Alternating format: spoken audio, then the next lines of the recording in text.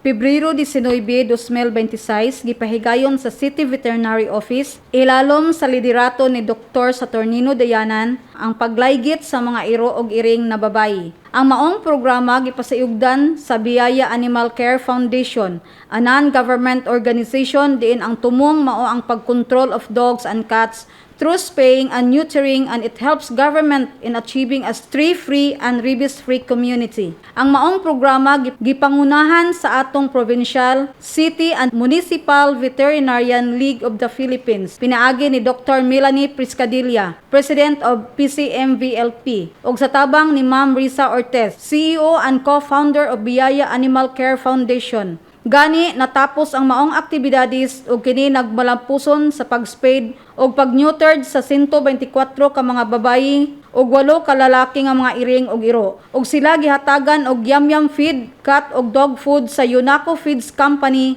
pinaagi sa ilang sales representative nga si Mr. Alvin Enrico San Gabriel. Og nagpasalamaton ang grupo sa Biyaya Animal Care Foundation og suporta sa lokal nga kagamhanan ning Dakbayan, ilalom sa liderato ni Mayor Jack Raymond og sa 10th City Council, din ang maong programa na mahimong nagmalampuson alang sa padayong kalambuan og pagsiguro sa seguridad ug kaluwasan sa matag katawhan ning Dakbayan. Kini si Vanessa Basilisco gikan sa City Vet Office, Ibayaw Bayawan, kita ang bayawan.